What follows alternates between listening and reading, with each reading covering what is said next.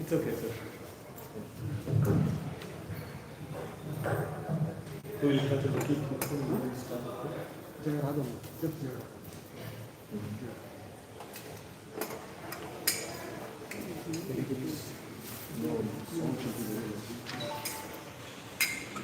Jai Radha Madhava Kunja Bindhari Gopi Jana Vallabha Girivaradhari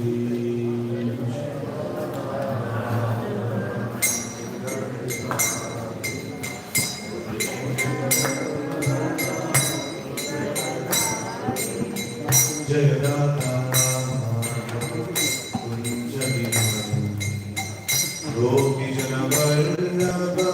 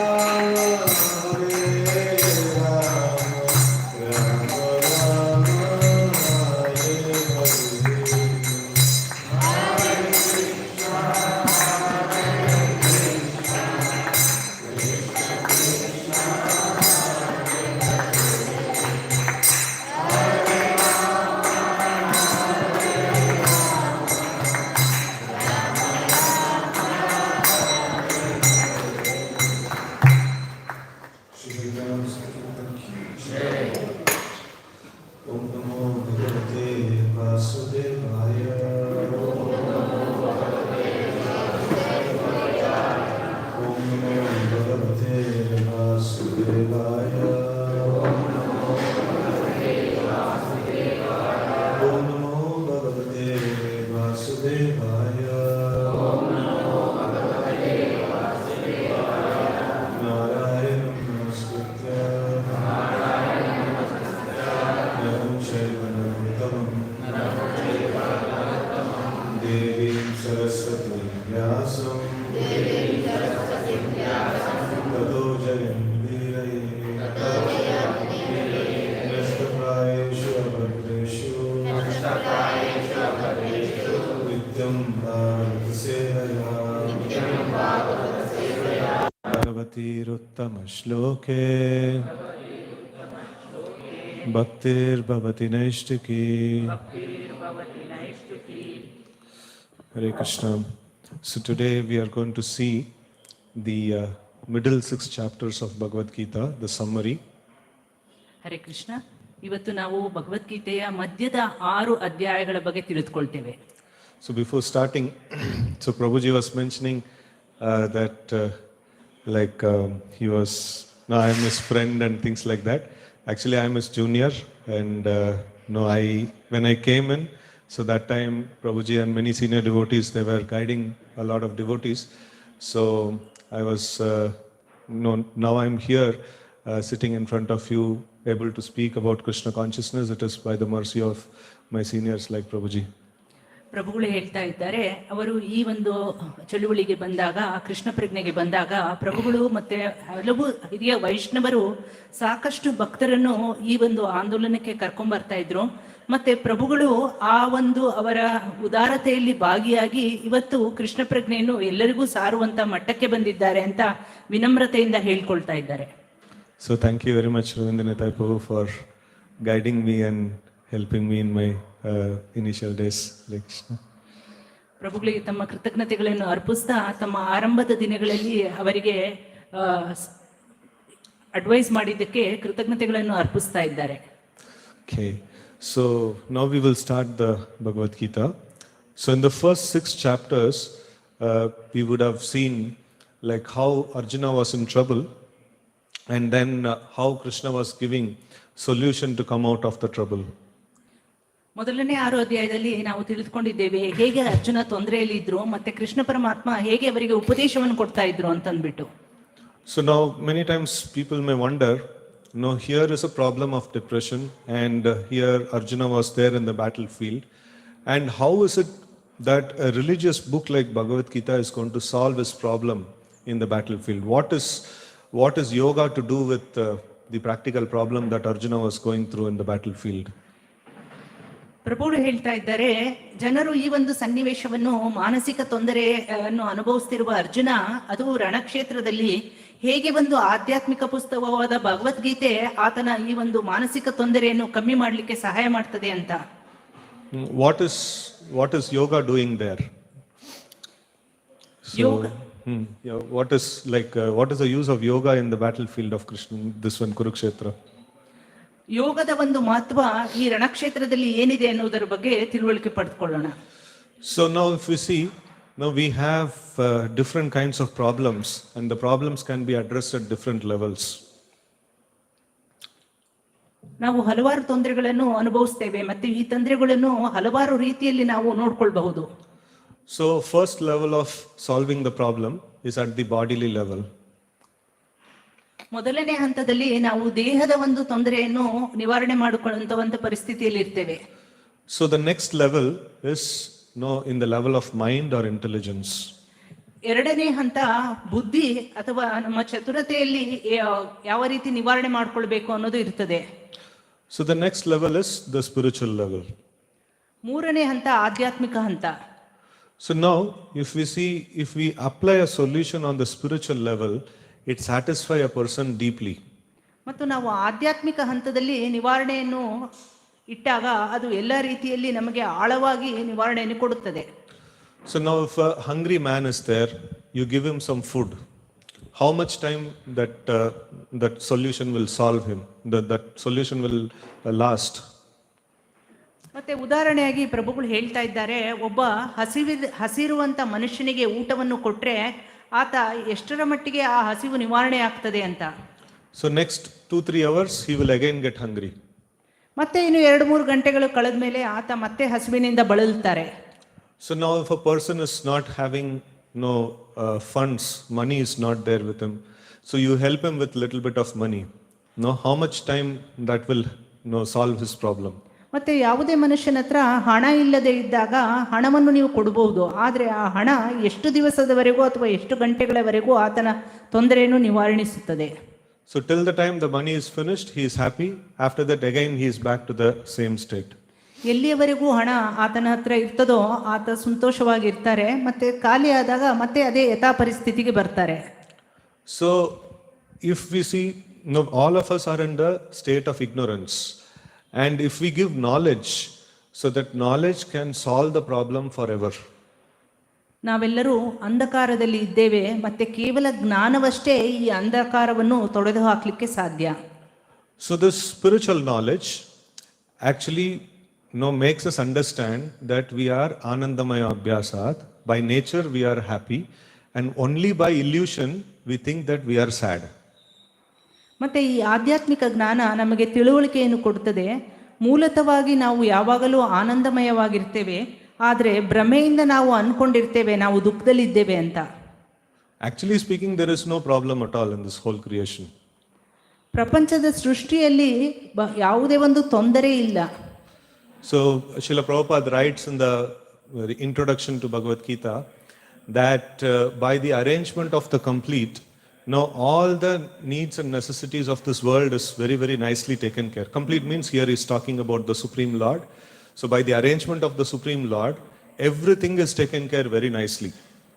Srila ಪ್ರಭುಪಾದರು ಭಗವದ್ಗೀತೆಯ ಪ್ರಾರಂಭದಲ್ಲಿ ಹೇಳ್ತಾ ಇದ್ದಾರೆ, ಈ ಸೃಷ್ಟಿಯಲ್ಲಿ ಎಲ್ಲವೂ ಪರಿಪೂರ್ಣವಾಗಿ ಇದೆ. ಪೂರ್ಣ ಅಂದರೆ ಇಲ್ಲಿ ಭಗವಂತನ ಪೂರ್ಣ ಪ್ರಮಾಣದ ಒಂದು ಸೃಷ್ಟಿಯ ಬಗ್ಗೆ ಮಾತನಾಡ್ತಾ ಇದ್ದಾರೆ. So now you would have heard this shloka from Ishopanishad invocation, Om Purnamada Purnamidam Purnat Purnamudachyate Purnasya Purnamadaya Purnameva Vasishyate. Right? So this says that like Purnamidam, this material world is complete. So you can translate. ಮತ್ತೆ ಪ್ರಭುಗಳು ಹೇಳ್ತಾ ಇದ್ದಾರೆ, ಈಶೋಪನಿಷತ್ತಲ್ಲಿ ನಾವು ತಿಳ್ಕೊಂಡಿದ್ದೇವೆ ಓಂ ಪೂರ್ಣಮಿದಂ ಓಂ ಪೂರ್ಣಮದ ಅಂತಂದ್ರೆ ಈ ಸೃಷ್ಟಿ ಪರಿಪೂರ್ಣವಾಗಿದೆ ಅಂತ. ಸೊ ದಿಸ್ ಪೂರ್ಣಮಿದಂ ಪೂರ್ಣಮದ ಪೂರ್ಣಾತ್ ಪೂರ್ಣಮುದಚ್ಯತೆ. So actually speaking that Supreme Lord, from that Supreme Lord who is complete, so a complete unit has come. So this material world, this is also complete.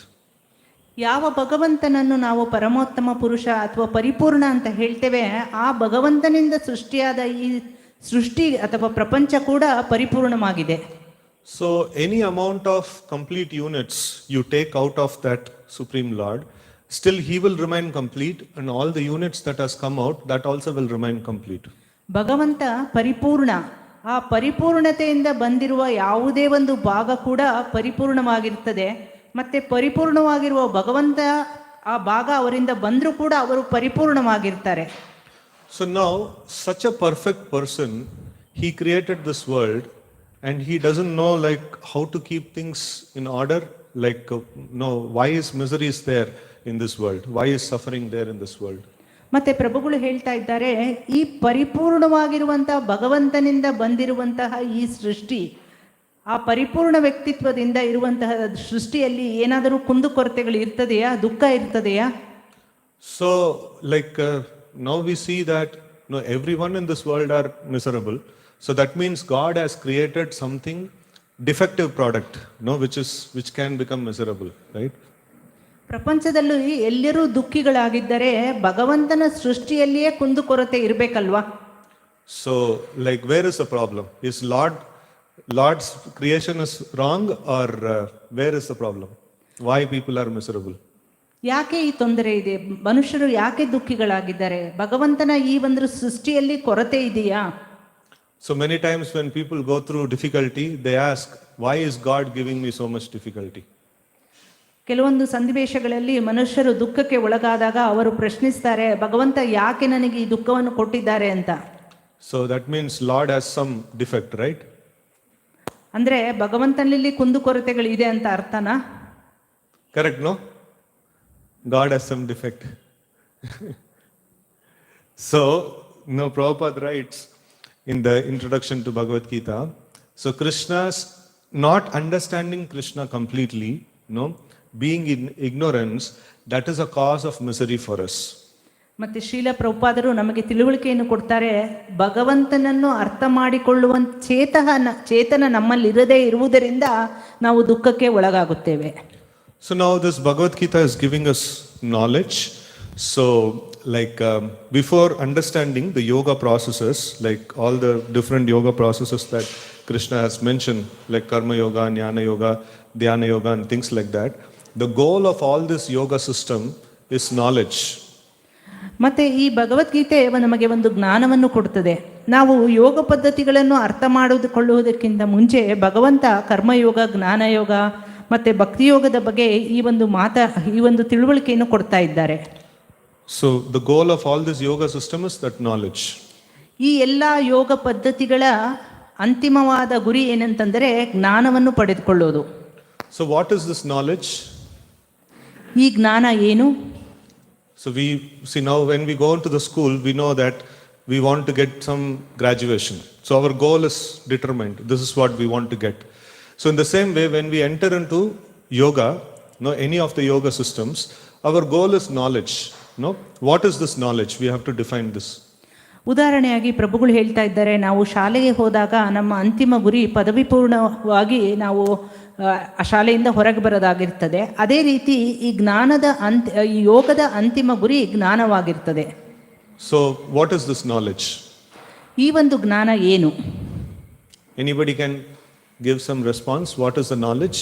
ಯಾರಾದರೂ ಹೇಳ್ಬಹುದಾ ಈ ಜ್ಞಾನ ಏನು ಅಂತ? Anything is okay. Like you can share your thoughts. ನಿಮ್ಮ ಅನಿಸಿಕೆಗಳನ್ನು ಏನೇ ಆಗಿದ್ರೂ ಹೇಳ್ಬಹುದು. So we are all practicing bhakti yoga, so we also have some goal. Now what is our goal? ನಾವೆಲ್ಲರೂ ಭಕ್ತಿ ಯೋಗವನ್ನು ಸಾಧನೆ ಮಾಡ್ತಾ ಇದ್ದೇವೆ. ನಮ್ಮೆಲ್ಲರ ಅಂತಿಮ ಗುರಿ ಏನಾಗಿರಬೇಕು? Okay, seva and prachar. So we'll have to fit this into knowledge now. So the goal is knowledge, so we have to define this goal. We have to define the knowledge. What does this term knowledge means for us? For people outside, knowledge means to go to the school and study some science or some like maths, physics and stuff like that. So, but we have a different definition of knowledge. Bhagavad Gita gives a different definition of knowledge. So what is that knowledge? ಜ್ಞಾನದ ಒಂದು ಪರಮಾವಧಿ ಏನಿದೆ ಅಂತ ಹೇಳಿದರೆ, ಶಾಲೆಗೆ ಹೋಗ್ತಾ ಇರುವ ಮಕ್ಕಳಿಗೆ ಶಾಲೆಯಲ್ಲಿ ಪಡ್ಕೊಳ್ತಾ ಇರೋ ಒಂದು ಭೌತಿಕ ಜ್ಞಾನವೇ ಜ್ಞಾನ. ಆದರೆ ಭಗವದ್ಗೀತೆ ಜ್ಞಾನದ ಒಂದು ಪರಮಾವಧಿಯನ್ನು ಬೇರೆಯ ರೀತಿಯಲ್ಲಿ ವಿವರಿಸ್ತದೆ. Any inputs for knowledge? ಜ್ಞಾನ ಎಂದರೆ ಏನು ಅನ್ನುವುದರ ಬಗ್ಗೆ ಯಾರು ತಿಳುವಳಿಕೆ ಕೊಡ್ಬೋದಾ?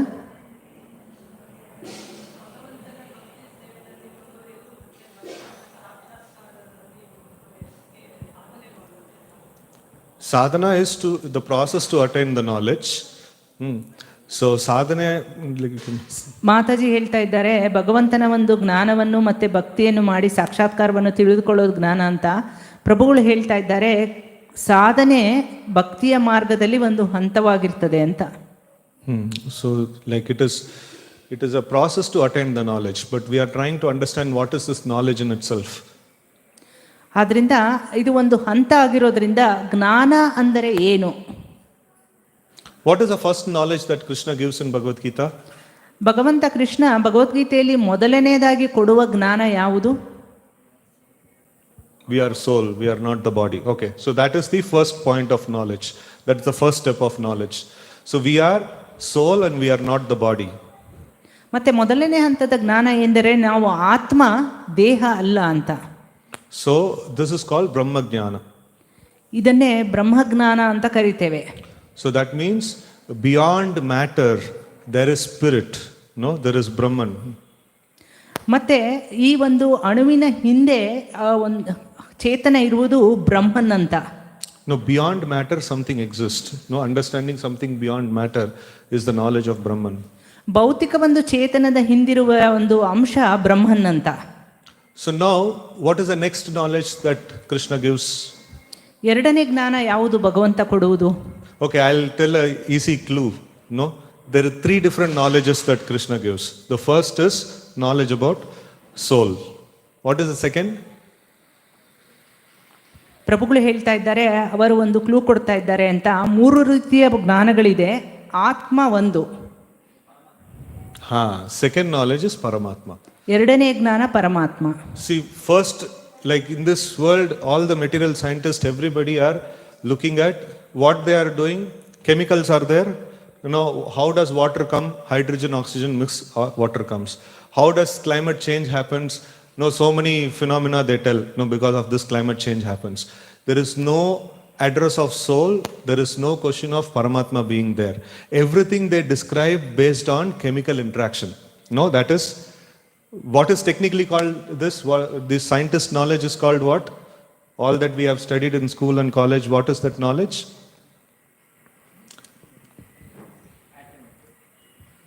That's called Ajnana. All that we have studied in school and college is called Ajnana. Right? Yeah, please. ನಾವೆಲ್ಲರೂ ಶಾಲೆಯಲ್ಲಿ ಏನು ಕಲಿತಿದ್ದೇವೆ, ಪ್ರಭುಗಳು ಹೇಳ್ತಾ ಇದ್ದಾರೆ ಅದು ಅಜ್ಞಾನ ಅಂತ. ಯಾಕಂತಂದರೆ ವಿಜ್ಞಾನಿಗಳು ಹೇಳ್ತಾ ಇದ್ದಾರೆ ಹೈಡ್ರೋಜನ್ ಮತ್ತು ಆಕ್ಸಿಜನನ್ನು ಕೂಡ್ಕೊಂಡ್ರೆ ಅದು ನೀರಾಗ್ತದೆ, ಮತ್ತು ಹವಾಮಾನ ಬದಲಾವಣೆ ಈ ರೀತಿ ರಾಸಾಯನಿಕ ಹೊಂದಾಣಿಕೆಗಳಿಂದ ಆಗ್ತದೆ ಅಂತ. ಆದರೆ ಆತ್ಮ ಮತ್ತು ಪರಮಾತ್ಮದ ಬಗ್ಗೆ ಚಿಂತನೆಯೇ ಇಲ್ಲದೆ ಇರೋದ್ರಿಂದ ಅದು ಕೇವಲ ಅಜ್ಞಾನ ಅಂತ ಹೇಳ್ತಾ ಇದ್ದಾರೆ. So because we know that if like here, if somebody comes to the temple and ask, no, everything is going on in an organized way, no, one after another the program is scheduled. So if somebody asks like how is it happening, so if we explain without the plan maker, somebody is sitting and making plan and it is executing in that way. So without cutting that person, only explain with people who are just going around and executing. So that is like not complete knowledge. ಮತ್ತು ಯಾರಾದರೂ ಉದಾಹರಣೆಗೆ ಪ್ರಭುಗಳು ಇನ್ನೊಂದು ಉದಾಹರಣೆಯನ್ನು ಕೊಡ್ತಾ ಇದ್ದಾರೆ. ಯಾರಾದರೂ ಬಂದು ದೇವಸ್ಥಾನದಲ್ಲಿ ಎಲ್ಲ ಕಾರ್ಯಕ್ರಮಗಳು ನಿಗದಿತ ಅವಧಿಯಲ್ಲಿ ನಡೀತಾ ಇದೆ, ಎಲ್ಲ ಸುಸೂತ್ರವಾಗಿದೆಯಲ್ಲ ಅಂತ ಕೇಳಿದರೆ, ಮಾಡ್ತಾ ಇರೋರು ನಾವು ನೋಡ್ಬಿಟ್ಟು ಆ ಮಾತನ್ನು ಹೇಳಿದರೆ, ಅದಕ್ಕಿಂತ ಹಿಂದೆ ಈ ಯೋಜನೆಯನ್ನು ಯಾರು ಮಾಡಿದ್ದಾರೋ ಈ ಕಾರ್ಯಕ್ರಮಗಳನ್ನು ನಡೀಲಿಕ್ಕೆ ಅದು ಬಹಳ ಮುಖ್ಯ, ಅದು ಜ್ಞಾನ ಅಂತ. So if somebody asks how is everything going on in time, no, somebody came, somebody did something, somebody went, like, no. If we explain like this, then that is not proper knowledge. ಮತ್ತೆ ಯಾರಾದರೂ ಬಂದು ಹೇಗೆ ಎಲ್ಲ ಕಾರ್ಯಕ್ರಮಗಳು ನಡೀತಾ ಇದೆ ಅಂತಂದರೆ, ಎಲ್ಲ ಬಂದರು ಎಲ್ಲ ಮಾಡಿದ್ರು ಹಾಗೆ ಹೋದರು ಅಂದರೆ ಅದು ಒಂದು ಪರಿಪೂರ್ಣವಾದ ಜ್ಞಾನ ಅಲ್ಲ. So before this program there is meeting, and in the meeting it is decided, like who will do what service at what time, and it was decided and then it is happening, right? ಮತ್ತು ಈ ಕಾರ್ಯಕ್ರಮ ನಡೆಯೋದಕ್ಕಿಂತ ಮುಂಚೆ ಆ ಮೀಟಿಂಗ್ನಲ್ಲಿ ಯಾರು ಏನು ಕೆಲಸ ಮಾಡ್ತಾರೆ, ಯಾವ ರೀತಿಯ ಒಂದು ಯೋಜನೆಯನ್ನು ಮಾಡಿದ್ದೇವೆ ಅನ್ನೋದು ತಿಳಿದುಕೊಳ್ಳೋದು ಬಹಳ ಮುಖ್ಯ. So there is some leader who decides and there is a team of people who are working. ಮತ್ತು ಈ ಒಂದು ನಾಯಕರು ಇದನ್ನು ತೀರ್ಮಾನ ಮಾಡ್ತಾರೆ, ಮತ್ತು ಅವರೊಂದಿಗಿರುವ ಗುಂಪು ಈ ಕಾರ್ಯಕ್ರಮಗಳನ್ನು ನಡೆಸಿಕೊಡುತ್ತದೆ. So now all the science and all the things that we have studied in school and college is like this first scenario that we told. No, all chemicals came together and something happened and some wonderful creation happened. ವಿಜ್ಞಾನ ಶಾಲೆಯಲ್ಲಿ ಕಲ್ತಿರೋದು ನಮ್ಗೆ ಏನು ತಿಳುವಳಿಕೆ ಕೊಡ್ತದೆ ಅಂತಂದರೆ, ಎಲ್ಲ ರಾಸಾಯನಿಕ ಪದಾರ್ಥಗಳು ಒಟ್ಟುಗೂಡಿದ್ವು ಮತ್ತು ಈ ಒಂದು ಅದ್ಭುತವಾದ ಸೃಷ್ಟಿ ಅಥವಾ ಕೆಲಸ ಆಯಿತು ಅಂತ. And all of us, we should glorify ourselves. How fools we are. We have never asked this question. How can just chemicals come about and then do something? ನಾವು ಎಂಥ ಮೂಢರು ಅಂತ ನಮ್ಮನ್ನು ನಾವೇ ಪ್ರಶ್ನೆ ಮಾಡ್ಕೊಳ್ಬೇಕು. ಯಾಕಂತಂದರೆ ನಾವು ಈ ಒಂದು ಪ್ರಶ್ನೆ ಮಾಡಿಕೊಂಡು ಯೋಚನೆ ಮಾಡುವಂಥ ಒಂದು ಪರಿಸ್ಥಿತಿಗೆ ಬರಲೇ ಇಲ್ಲ. ಹೇಗೆ ಎಲ್ಲ ರಾಸಾಯನಿಕ ಪದಾರ್ಥಗಳು ಒಟ್ಟುಗೂಡಿ ಯಾವ ರೀತಿಯ ಸೃಷ್ಟಿ ಆಯಿತು ಅಂತ. So Bhagavad Gita gives the understanding that chemicals doesn't have any buddhi. It is jada. So there is soul that creates action in the world. ಮತ್ತು ಅರ್ಥ ಮಾಡ್ಕೊಳ್ಬೇಕಾದ ಅಂಶ ಏನು ಅಂತಂದರೆ, ಯಾವುದೇ ಒಂದು ರಾಸಾಯನಿಕ ಪದಾರ್ಥಕ್ಕೆ ಏನು ಚೇತನ ಇಲ್ಲ, ಅದು ಜಡ, ಮತ್ತು ಆತ್ಮ ಅನ್ನುವ ಚೇತನ ಈ ಸೃಷ್ಟಿಯನ್ನು ಮಾಡ್ತಾ ಇದೆ ಅಂತ. So now this Atma is not, all Atmas are same. So there also the leader Atma is there, that is super soul. ಮತ್ತು ಎಲ್ಲ ಆತ್ಮಗಳು ಸಮಾನ. ಆ ನಾಯಕರಾಗಿರುವಂಥ ಒಂದು ಆತ್ಮ ಒಂದು ಪರಮಾತ್ಮನ ರೀತಿಯಲ್ಲಿ ವರ್ತಿಸುತ್ತದೆ. So now the third level of knowledge, what is the third level of knowledge?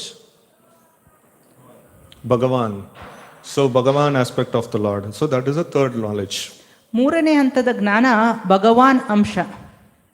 So now we know that spiritual realm has three qualities: Sat, Chit and Ananda. ಸತ್ ಚಿತ್ ಆನಂದ ಈ ಮೂರು ಆಧ್ಯಾತ್ಮಿಕ ವಲಯದವು. So Sat means eternity, no, existing forever. No, everything spiritual exists forever. ಮತ್ತೆ ಸತ್ ಅನ್ನೋದು ಯಾವಾಗಲೂ ಇರ್ತದೆ, ಅದು ನಿರಂತರವಾಗಿ ಇರುವಂತಹ ಒಂದು ಪ್ರಕ್ರಿಯೆ. And Sat also means that is all pervading and it's existing everywhere. ಮತ್ತು ಅದು ಎಲ್ಲವನ್ನೂ ವಿಸ್ತರಿಸುತ್ತದೆ ಮತ್ತು ಎಲ್ಲೆಡೆಯನ್ನು ಕಾಣಬಹುದು.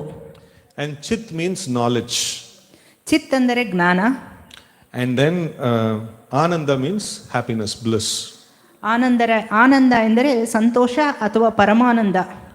So now when we understand, the Supreme Lord, the absolute truth, only in one feature, that is Sat feature, existential feature. That means like understanding that the God exists everywhere and he just exists everywhere, just the existential capacity. So that is Brahman. ಮತ್ತೆ ಬ್ರಹ್ಮನ ಅಂಶವನ್ನು ವಿವರಿಸ್ತಾ ಪ್ರಭುಗಳು ಹೇಳ್ತಾ ಇದ್ದಾರೆ, ಸತ್ ಅನ್ನೋದು ಎಲ್ಲೆಡೆಯೂ ಇರುತ್ತದೆ, ಅದು ಎಲ್ಲ ಕಡೆ ವಿಸ್ತರಿಸಿರುವಂಥದ್ದು. So that is why like people have this goal of Brahma Jyoti. When Brahma Jyoti means that is spread everywhere. So everything is resting on Brahma Jyoti. So that is the first understanding. Who is God? God means a light who is spread everywhere. ಬ್ರಹ್ಮಜ್ಯೋತಿ ಅಂತಂದರೆ ಎಲ್ಲ ಕಡೆ ಪಸರಿಸುವಂಥದ್ದು. ಭಗವಂತ ಯಾರು ಅಂತಂದ್ರೆ ಆ ಒಂದು ಬೆಳಕು ಎಲ್ಲೆಡೆ ಹರಡಿರುವಂಥದ್ದು. So that is the first level of knowledge. Then second level of knowledge is Sat and Chit. That means the Lord exists everywhere, but he also knows everything that is happening everywhere and he also controls everything. ಮತ್ತೆ ಸತ್ ಮತ್ತೆ ಚಿತ್ ಇದೆರಡರ ಒಂದು ಅರ್ಥ ಏನಂತಂದ್ರೆ ಭಗವಂತ ಎಲ್ಲೆಡೆಯೂ ಇರುತ್ತಾರೆ ಮತ್ತೆ ಅವರಿಗೆ ಎಲ್ಲದರ ಬಗ್ಗೆಯೂ ತಿಳುವಳಿಕೆ ಇರುತ್ತದೆ. And he controls everything. ಮತ್ತೆ ಅವರು ಎಲ್ಲವನ್ನೂ ತಮ್ಮ ಅಧೀನದಲ್ಲಿ ಇಟ್ಟುಕೊಂಡಿರ್ತಾರೆ. So matta smrita jnanam apohanam cha means knowledge, remembrance, forgetfulness comes from me, right? ಜ್ಞಾನ, ಮರುವಿಕೆ ಮತ್ತೆ ಎಲ್ಲ ನಮ್ಮಲ್ಲಿರುವಂಥ ಒಂದು ತಿಳುವಳಿಕೆ ಭಗವಂತನಿಂದ ಬರ್ತದೆ ಅಂತ. Brahmayan sarva bhutani yantra rudani maya. So Krishna mentions I as super soul direct the wanderings of all the living entities.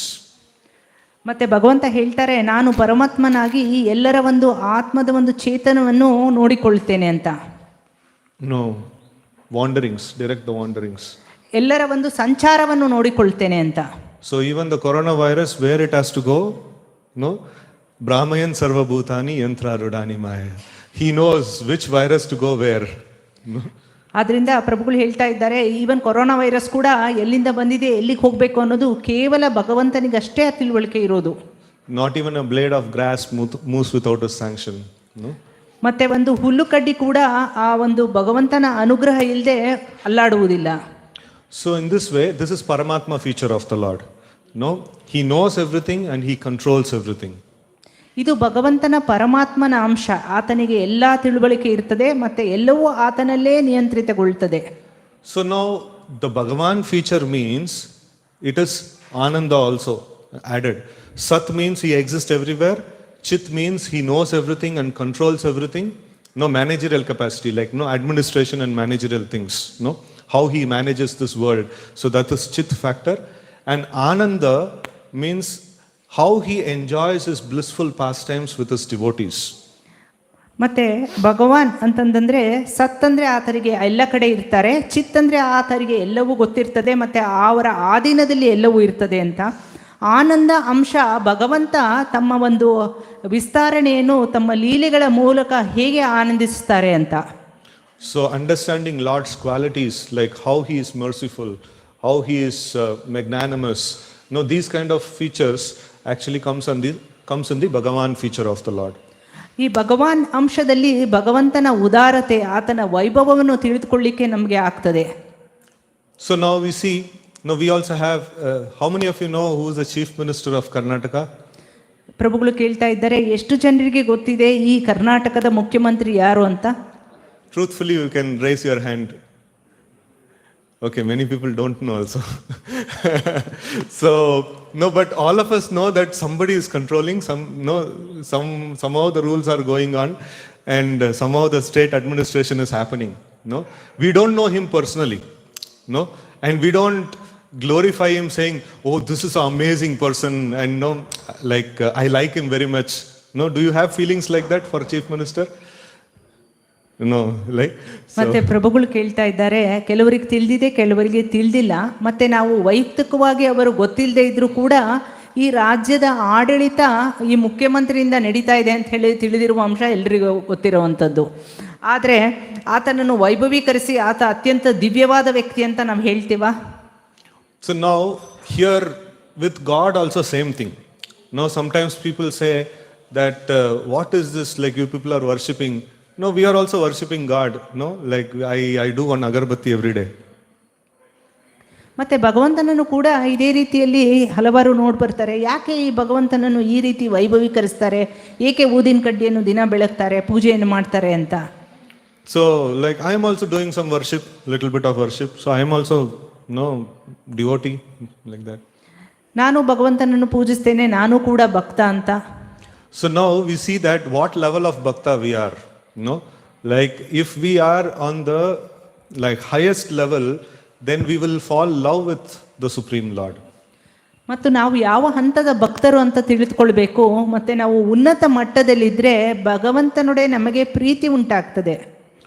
So knowing about this Supreme Lord, this absolute truth, is the knowledge. No, or the Supreme Lord is the knowledge, and rest everything is ajnana. ಮತ್ತೆ ದೇವೋತ್ತಮ ಪರಮ ಪುರುಷನನ್ನು ತಿಳಿದುಕೊಳ್ಳುವುದೇ ಜ್ಞಾನ, ಮಿಕ್ಕಿದ್ದೆಲ್ಲವೂ ಅಜ್ಞಾನ. So now in the 7th chapter, in all these chapters, karma yoga, jnana yoga, all of these, like actually speaking, this is what has been told, that how to attain this absolute truth. ಮತ್ತೆ ಈ ಅಂತಿಮವಾದ ಸತ್ಯವನ್ನು ತಿಳಿದುಕೊಳ್ಳುವುದಕ್ಕೋಸ್ಕರ ಹಲವಾರು ಅಧ್ಯಾಯಗಳು ಕರ್ಮಯೋಗ, ಜ್ಞಾನ ಎಲ್ಲ ತಿಳುವಳಿಕೆಯನ್ನು ಕೊಡುತ್ತದೆ. So now we come to the process of bhakti yoga. So there is some problems in the other processes. I think you would have heard in the previous this one, the first 6 chapters. So now we will enter into the middle 6 chapters, which is primarily bhakti yoga. ಮತ್ತೆ ನಾವು ಹಿಂದಿನ ಅಧ್ಯಾಯಗಳ ಬಗ್ಗೆ ತಿಳಿದುಕೊಂಡಾಗ ಆ ಒಂದು ಯೋಗಗಳಲ್ಲಿ ಯಾವ ರೀತಿಯ ಒಂದು ಬಾಧೆಗಳು ಉಂಟಾಗಬಹುದು, ಮತ್ತೆ 7ನೇ ಅಧ್ಯಾಯದಲ್ಲಿ ಭಕ್ತಿ ಯೋಗದ ಬಗ್ಗೆ ಈಗ ನಾವು ತಿಳಿದುಕೊಳ್ಳೋಣ.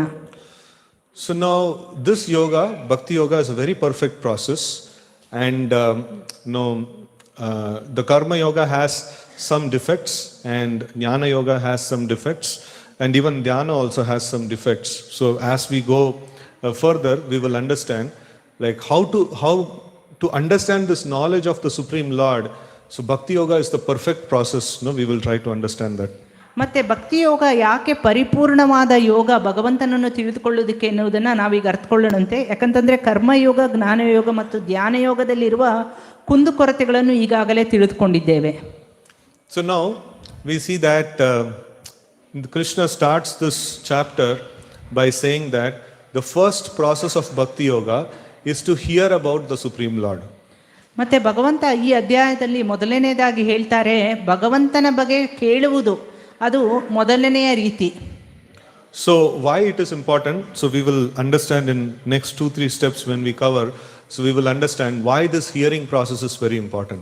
ಮತ್ತೆ ಈ ಒಂದು ಕೇಳಿಸಿಕೊಳ್ಳುವುದು ಅಥವಾ ಶ್ರವಣ ಯಾಕೆ ಬಹಳ ಮುಖ್ಯ ಅನ್ನುವುದನ್ನು ನಾವು ಈಗ ತಿಳಿದುಕೊಳ್ಳೋಣ. Because in karma yoga, like we have dependent on our work, and in jnana yoga we have dependent on our austerities and penances, and in dhyana yoga also, like we have dependent on our own meditation.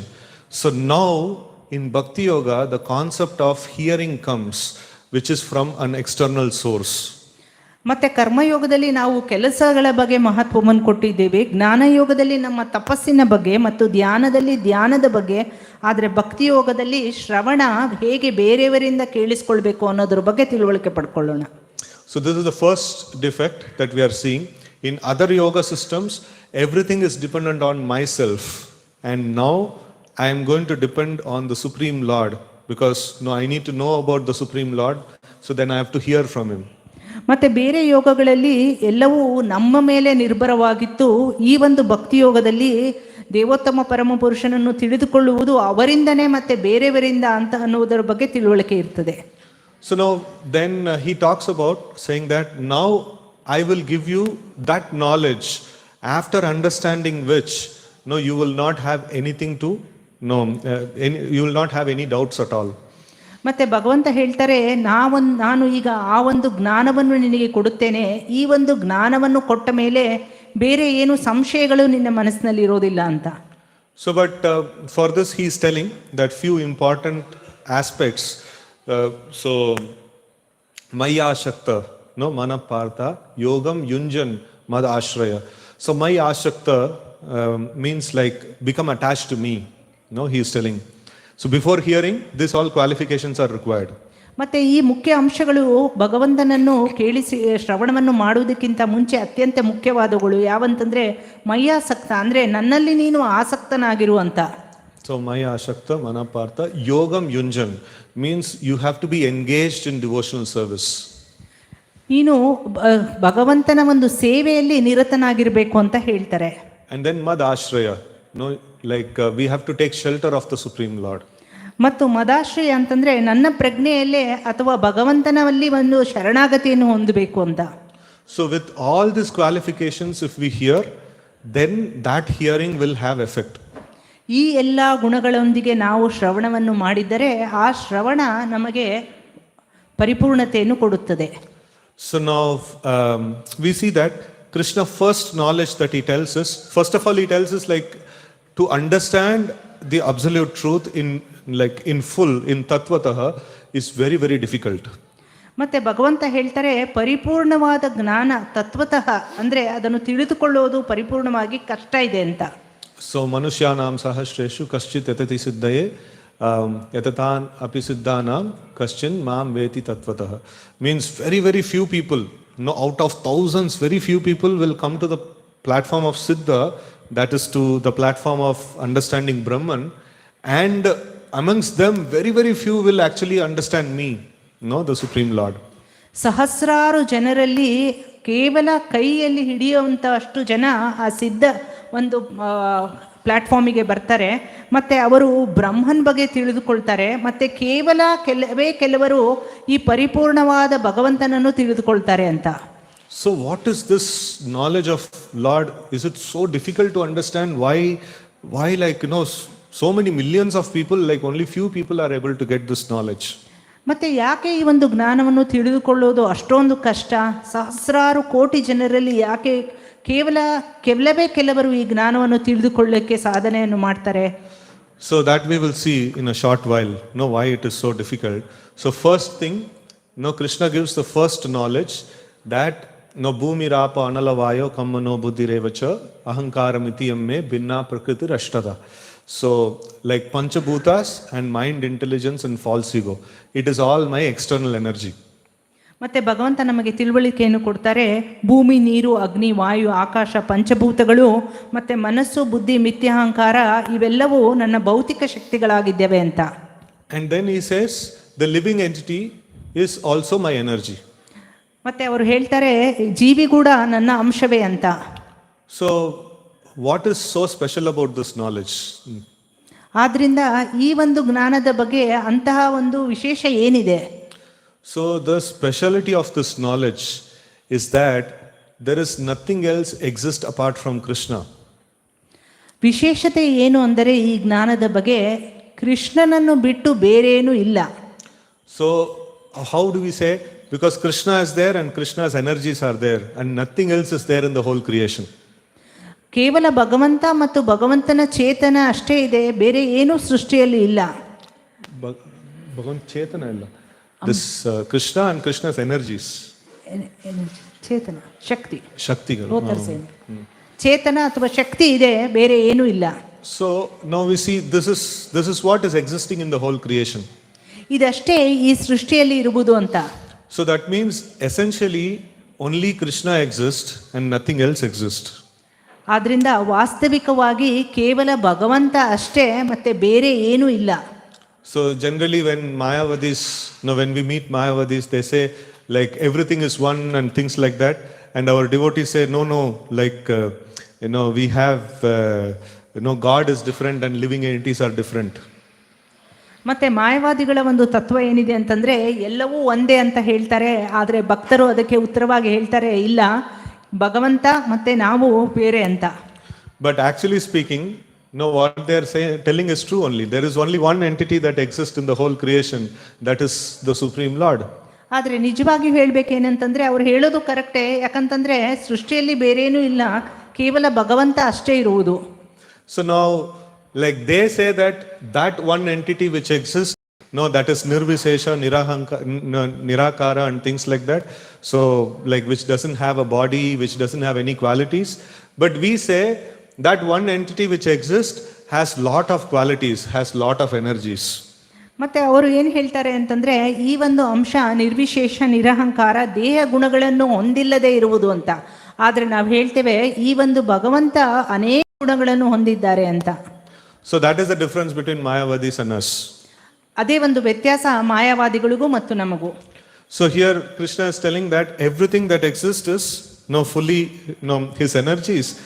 And then he mentions how all the creation that is happening in the energy, using this Panchabhuta, this world is constructed. So Krishna tells, I am the one who has constructed this world. ಮತ್ತೆ ಭಗವಂತ ಹೇಳ್ತಾರೆ ಈ ಒಂದು ಪಂಚಭೂತಗಳನ್ನು ಉಪಯೋಗಿಸಿಕೊಂಡು ಸೃಷ್ಟಿಯನ್ನು ನಾನು ಮಾಡಿದ್ದೇನೆ ಅಂತ. So now we see that when we build our house, somebody is the supplier and somebody else is the mestri. ಮತ್ತೆ ನಾವು ಮನೆಯನ್ನು ಕಟ್ಟುವಾಗ ಯಾರೋ ಒಬ್ರು ನಮಗೆ ಎಲ್ಲ ಸಾಮಾನುಗಳನ್ನು ತಂದು ಕೊಡ್ತಾರೆ, ಬೇರೆ ಯಾರೋ ಒಬ್ರು ಮೇಸ್ತ್ರಿ ಆಗಿರ್ತಾರೆ. So but here Krishna is telling, no, I am the source of all the ingredients, Panchabhuta, and I am the one who is constructing this world also. ಆದರೆ ಇಲ್ಲಿ ಕೃಷ್ಣ ಹೇಳ್ತಾ ಇದ್ದಾರೆ ನಾನೇ ಎಲ್ಲ ಪಂಚಭೂತಗಳ ಮೂಲ, ಇದರಿಂದನೇ ನಾನು ಈ ಸೃಷ್ಟಿಯನ್ನು ನಾನೇ ಮಾಡ್ತಾ ಇದ್ದೇನೆ ಅಂತ. So the creator and the source and creator, two things we have seen. ಇಲ್ಲಿ ನಾವು ಮೂಲ ಮತ್ತೆ ಭಗವಂತ ಎರಡನ್ನೂ ಕೂಡ ನೋಡಿದ್ದೇವೆ.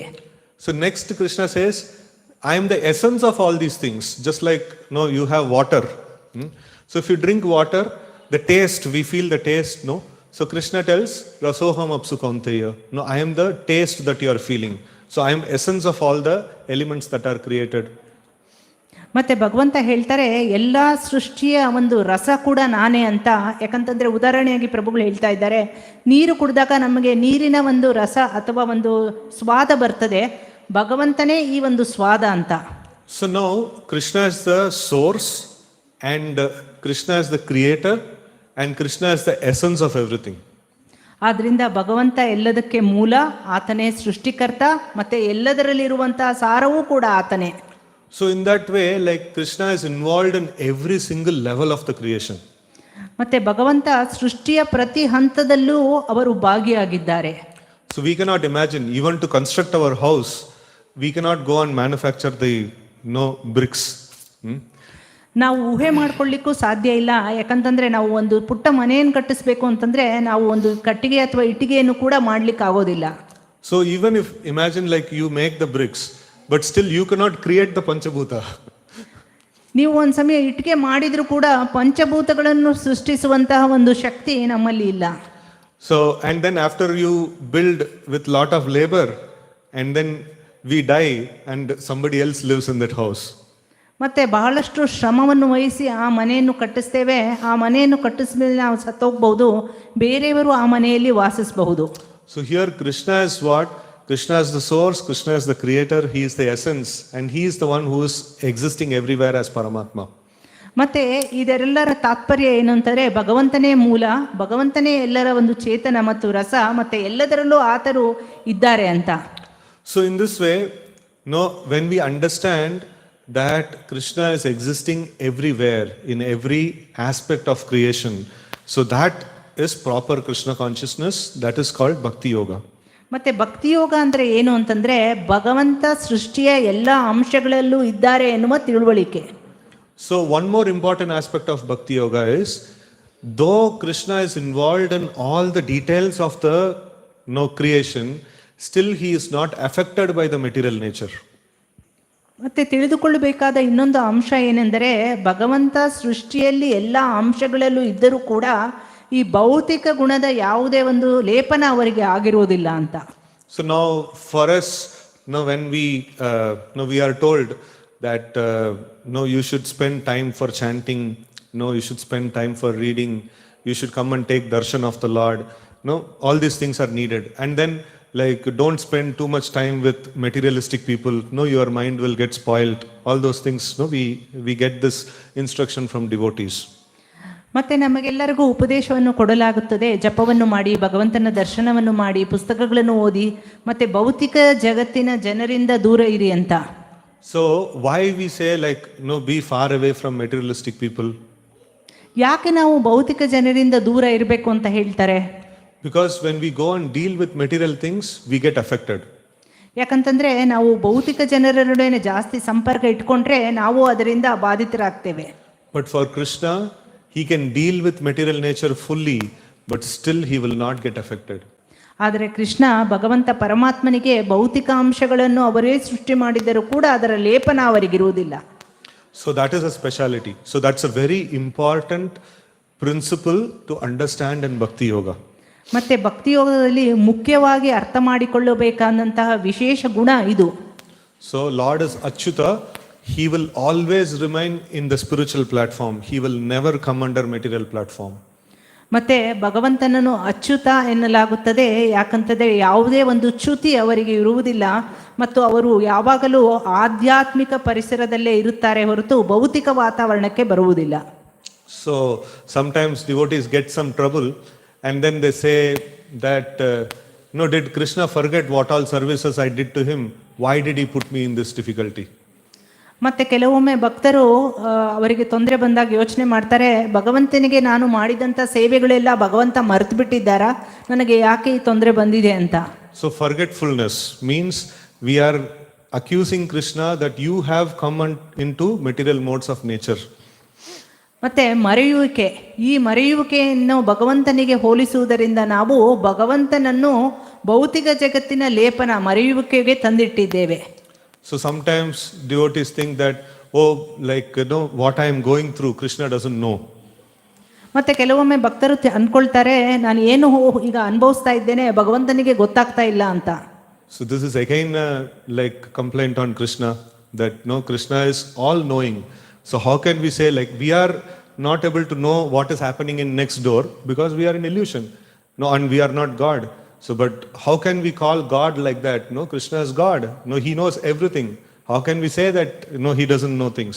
ಮತ್ತೆ ಭಗವಂತನಿಗೆ ಯಾವಾಗ ನಾವು ನಿನಗೆ ನನ್ನ ಒಂದು ಕಷ್ಟದ ಬಗ್ಗೆ ಅರಿವಿಲ್ಲ ಅಂತ ಹೇಳ್ತೇವೋ, ಪಕ್ಕದ ಮನೇಲಿ ಏನಾಗ್ತಾ ಇದೆ ಅಂತ ನಡೀತಾ ಇರೋದು ನಮಗೆ ಗೊತ್ತಿರಲ್ಲ. ಆದರೆ ಭಗವಂತ ಆತನಿಗೆ ಎಲ್ಲವನ್ನೂ ತಿಳಿದಿರ್ತದೆ. ಆದರೆ ನಿನಗೆ ಗೊತ್ತಿಲ್ಲ ಅಂತ ಹೇಳುವುದರ ಮೂಲಕ ನಾವು ಒಂದು ಆ ಭೌತಿಕ ತೊಂದರೆ ಅಥವಾ ಇದರ ಲೇಪನವನ್ನು ಭಗವಂತನಿಗೆ ಮಾಡ್ತಾ ಇದ್ದೇವೆ. So like this we can see in practical ways, when we go through some problem, we come in front of the Lord, submit the plan. Krishna, you see, this is the plan. If you sanction this, I will come out of the problem. ಮತ್ತೆ ನಾವು ಯಾವುದೇ ಒಂದು ತೊಂದರೆಗೆ ಒಳಗಾದಾಗ ಭಗವಂತನ ಮುಂದೆ ಬಂದು ಹೇಳ್ತೇವೆ, ಭಗವಂತ ನೋಡು, ಇದು ನನ್ನ ಯೋಜನೆ, ಈ ರೀತಿ ಮಾಡುವುದರಿಂದ ನಾನು ಈ ಒಂದು ತೊಂದರೆಯಿಂದ ಹೊರಗೆ ಬರ್ತೇನೆ ಅಂತ. So we forget in front of whom we are standing. ನಾವು ಮರ್ತು ಬಿಡ್ತೇವೆ ನಾವು ಯಾರ ಮುಂದೆ ನಿಂತ್ಕೊಂಡಿದ್ದೀವಿ ಅಂತ ಹೇಳಿ. He is the plan maker, he is the executor, he is the mover of everything in this world, and we come and present our foolish plan in front of him. ಮತ್ತೆ ಭಗವಂತ ಎಲ್ಲದರ ಯೋಜನೆಕಾರ, ಆತನ ಮುಂದೆ ಬಂದ್ಬಿಟ್ಟು ನಾವು ನಮ್ಮ ಯೋಜನೆಯನ್ನು ಹೇಳ್ಕೊಳ್ಳಿಕ್ಕೆ ಹೋಗ್ತೇವೆ. So and then if Krishna doesn't sanction our plan, something else happened, we go and scold Krishna saying that I worshipped you so much, and I asked for this one plan to get succeeded. Why are you not fulfilling this? ಮತ್ತೆ ನಾವು ಯಾವಾಗ ನಮ್ಮ ಯೋಜನೆ ಸರಿಯಾಗಿ ನಡೆಯುವುದಿಲ್ವೋ ಅವಾಗ ಮತ್ತೆ ಭಗವಂತನನ್ನು ನಿಂದನೆ ಮಾಡಿಬಿಟ್ಟು, ನಾನು ನಿನಗೆ ಅಷ್ಟೊಂದು ಸೇವೆಯನ್ನು ಮಾಡ್ತೇನೆ, ಆದರೆ ನೀನೊಂದು ನಿರ್ಧಾರ ಅಥವಾ ಯೋಜನೆಯನ್ನು ನನ್ನದನ್ನು ನೀನು ಪೂರ್ಣಗೊಳಿಸಲಿಲ್ವಲ್ಲ ಅಂತ ಮತ್ತೆ ಭಗವಂತನನ್ನು ದೋಷಿಸ್ತೇವೆ. So that means what? Krishna is in ignorance. He doesn't know what is right to be done. Only I know what is proper to be done, and I presented and he didn't do. ಮತ್ತೆ ಇದರಿಂದ ನಾವು ಇನ್ನೊಂದು ಏನು ಅಂಶವನ್ನು ಮಾಡ್ತಾ ಇದ್ದೇವೆ ಅಂದರೆ ಭಗವಂತ ಅಂಧಕಾರದಲ್ಲಿದ್ದಾರೆ, ಆತನಿಗೆ ಏನು ಅಂತ ಗೊತ್ತಿಲ್ಲ, ನಮ್ಮ ಯೋಜನೆ ನಮಗೆ ತುಂಬ ಚೆನ್ನಾಗಿ ಗೊತ್ತಿದೆ, ಅದನ್ನು ಕೂಡ ಮಾಡಲಿಲ್ಲ ಅಂತ. So this is all different ways we are actually going against this principle that Krishna can never come under the influence of material nature. ಮತ್ತೆ ಇದೆಲ್ಲ ಮಾಡುವುದರ ಮೂಲಕ ನಾವೇನು ಮಾಡ್ತಾ ಇದ್ದೇವೆ ಅಂತಂದರೆ ಭಗವಂತ ಯಾವುದೇ ಒಂದು ಭೌತಿಕ ಲೇಪನಕ್ಕೆ ಬರುವುದಿಲ್ಲ ಅಂತ ಅಂಶವನ್ನು ಮರಿತಾ ಇದ್ದೇವೆ. So when we understand that Krishna is beyond the modes of material nature, he can do no mistake. No, that is when we will be able to perform bhakti properly. ಮತ್ತು ಯಾವಾಗ ನಾವು ಭಕ್ತಿಯನ್ನು ಚೆನ್ನಾಗಿ ಮಾಡ್ತೇವೆ ಅಂತಂದರೆ ಯಾವಾಗ ನಾವು ಭಗವಂತ ಈ ಭೌತಿಕ ಲೇಪನಗಳಿಂದ ಬಂಧಿತರಾಗಿಲ್ಲ ಅನ್ನೋ ಅಂಶವನ್ನು ತಿಳಿದುಕೊಳ್ತೇವೋ ಆವಾಗ ಭಕ್ತಿ ಚೆನ್ನಾಗಿ ಮಾಡ್ತೇವೆ. So that means whatever plans he makes, whatever situation he puts us in, whatever he does, everything is perfect and it's only I am not able to understand. ಆದ್ದರಿಂದ ತಿಳ್ಕೊಳ್ಬೇಕಾದ ಅಂಶ ಏನು ಅಂದರೆ ಭಗವಂತ ಯಾವುದೇ ಒಂದು ಯೋಜನೆ, ಯಾವುದೇ ಒಂದು ನಿರ್ಧಾರ ಅಥವಾ ನಮ್ಮ ಜೀವನದಲ್ಲಿ ಏನೇ ಆಗ್ತಾ ಇದ್ರೂ ಆತ ಪರಿಪೂರ್ಣವಾಗಿ ಅದನ್ನು ಮಾಡಿರ್ತಾರೆ. ತಿಳಿದುಕೊಳ್ಳುವಂಥ ಒಂದು ಕೆಪಾಸಿಟಿ ನಮಗಿಲ್ಲ ಅಂತ ಅಂದ್ಕೊಳ್ಬೇಕು. So now, this is the point that Krishna is mentioning, and this he is telling, this knowledge generally people cannot understand. ಮತ್ತು ಈ ಒಂದು ಜ್ಞಾನವನ್ನು ಎಲ್ಲರೂ ತಿಳಿದುಕೊಳ್ಳುವುದಕ್ಕೆ ಸಾಧ್ಯವಿಲ್ಲ. Why people cannot understand? Because people are within the modes of nature. ಮತ್ತು ಯಾಕೆ ಇದನ್ನು ತಿಳಿದುಕೊಳ್ಳೋಕೆ ಸಾಧ್ಯವಿಲ್ಲ ಅಂತಂದರೆ ಅವರು ಮಾಯೆಯ 3 ಗುಣಗಳನ್ನು ಆವರಿಸಿರ್ತಾರೆ. So now people are within this modes of nature and Krishna is beyond the modes of nature. ಮತ್ತೆ ಜನರು ಈ ಒಂದು ಗುಣಗಳಲ್ಲಿ ಆವರಿಸಿರ್ತಾರೆ, 3 ಗುಣಗಳಲ್ಲಿ, ಮತ್ತೆ ಭಗವಂತ ಆ ಗುಣಗಳಿಂದ ಆವೃತವಾಗಿರ್ತಾರೆ. So how can a person caught up in the modes of nature understand a person who is beyond the modes of nature? ಮತ್ತೆ ಹೇಗೆ ಒಬ್ಬ ಮನುಷ್ಯ ಈ 3 ಗುಣಗಳಲ್ಲಿ ಸುಳಿಯಲ್ಲಿ ಸಿಕ್ಕಿರುವಂತಹ ಮನುಷ್ಯ ಭಗವಂತನನ್ನು ಅರ್ಥ ಮಾಡಿಕೊಳ್ಳಿಕ್ಕೆ ಸಾಧ್ಯ? So this Krishna also tells, Daiviyesha gunamayi mama maya duratyaya. No, it is not possible for you to win over my material nature, and if you don't win over material nature, you cannot understand Krishna. ಆದ್ರಿಂದ ಈ ಭೌತಿಕ ಗುಣಗಳಿಂದ ಯಾರು ಆಕರ್ಷಿತರಾಗಿರ್ತಾರೋ ಅವರು ಭಗವಂತನ ಒಂದು ಅಂಶವನ್ನು, ಶಕ್ತಿಯನ್ನು ಅರಿತುಕೊಳ್ಳುವುದಕ್ಕೆ ಸಾಧ್ಯವಿಲ್ಲ. So now it looks like a very difficult problem. No, we have to understand Krishna, but we cannot understand Krishna. ಆದ್ರಿಂದ ಬಹಳ ಒಂದು ಕಷ್ಟಕರವಾದ ಪರಿಸ್ಥಿತಿ ಇದ್ದಂಗಿದೆ. ನಾವು ಭಗವಂತನನ್ನು ಅರ್ಥಕೊಳ್ಬೇಕು, ಆದರೆ ಅರ್ಥಕೊಳ್ಳೋಕೆ ಸಾಧ್ಯವಾಗ್ತಾ ಇಲ್ಲ. So this is this one, that we cannot understand Krishna by our endeavor. ಆದ್ರಿಂದ ಭಗವಂತನನ್ನು ಕೇವಲ ನಮ್ಮ ಪ್ರಯತ್ನದಿಂದ ಅರ್ಥ ಮಾಡಿಕೊಳ್ಳಲಿಕ್ಕೆ ಸಾಧ್ಯವಿಲ್ಲ. So Krishna tells the further in that shloka, Mam eva ye prapadyante mayam etam tarantite. Mam eva ye okay, sorry, I didn't explain. So if you surrender, Mam eva ye prapadyante, prapanna means surrender. If you surrender unto me, mayam etam tarantite, I will control my maya. ಮತ್ತೆ ಭಗವಂತ ಹೇಳ್ತಾರೆ, ಯಾವಾಗ ನೀವು ನನ್ನಲ್ಲಿ ಶರಣಾಗತಿಯನ್ನು ಹೊಂದುತ್ತೀರೋ ಮಾಯೆ ನನ್ನದೇ ಸೃಷ್ಟಿಯಾಗಿರುವುದರಿಂದ ಆ ಮಾಯೆಯನ್ನು ನಾನು ಹಿಡಿತದಲ್ಲಿ ಇಟ್ಕೊಳ್ತೇನೆ ಅಂತ. So now we see this can be explained with an example. Like all of us see the sun. No, sun is there, and we are there in the ground. No, we are the observer of the sun. And if the when the rain comes, no, before rains we have thick clouds that come. When thick clouds come, even in the daytime it will look like night. No, very heavy clouds when it comes. So this is the scenario. So we will explain about the scenario a little more. ಪ್ರಭುಗಳು ಉದಾಹರಣೆಯಾಗಿ ಹೇಳ್ತಾ ಇದ್ದಾರೆ, ನಾವು ಇದನ್ನು ಯಾವ ರೀತಿ ಅರ್ಥ ಮಾಡ್ಕೊಳ್ಬೇಕು ಅಂತಂದ್ರೆ, ಸೂರ್ಯನ ಒಂದು ತೇಜಸ್ಸು ಅಥವಾ ಒಂದು ಪ್ರಖರತೆಯನ್ನು ಭೂಮಿಯ ಮೇಲೆ ನಾವು ನಿಂತ್ಕೊಂಡು ನಾವು ನೋಡ್ತೇವೆ. ಆದರೆ ಕೆಲವೊಮ್ಮೆ ದಟ್ಟವಾಗಿರುವ ಒಂದು ಮೋಡಗಳು ಮಳೆ ಬರುವಂತ ಪರಿಸ್ಥಿತಿ ಆದಾಗ ಕತ್ಲು ಕಣ್ಣಂಗೆ ಕಾಣ್ತದೆ. So now in this analogy, the sun is Krishna and the clouds are the material nature, and we are the living entity. We are trying to understand the sun. ಮತ್ತೆ ಈ ಒಂದು ಉದಾಹರಣೆಯಲ್ಲಿ ಭಗವಂತನೇ ಸೂರ್ಯ, ಮತ್ತೆ ಈ ಭೌತಿಕ ಅಂಶಗಳು ಮೋಡಗಳು, ಮತ್ತೆ ಮನುಷ್ಯರಾಗಿ ನಾವು ಈ ಒಂದು ಸನ್ನಿವೇಶವನ್ನು ನೋಡ್ತಾ ಇದ್ದೇವೆ. So now, like practically in the yoga process, no, we want to attain Krishna, and here in this analogy, no, we want to see the sun. ಈ ಯೋಗ ಪದ್ಧತಿಯ ಪ್ರಕಾರ ನಾವು ಭಗವಂತನನ್ನು ನೋಡಬೇಕು, ಸೇರಬೇಕು. ಈ ಒಂದು ಉದಾಹರಣೆಯಲ್ಲಿ ಸೂರ್ಯನನ್ನು ಕೂಡ ನಾವು ನೋಡಬೇಕು, ಸೇರಬೇಕು ಅನ್ನುವ ಒಂದು ಆಸಕ್ತಿ ಇರ್ತದೆ. So now, if the clouds are very heavy, how can you see the sun? ಮೋಡಗಳು ತುಂಬಾ ದಟ್ಟವಾಗಿದ್ರೆ ನೀವು ಹೇಗೆ ಸೂರ್ಯನನ್ನು ನೋಡಲು ಸಾಧ್ಯ? Can we go on top of some big building and then try to see, try to fan off, weight of the, clouds?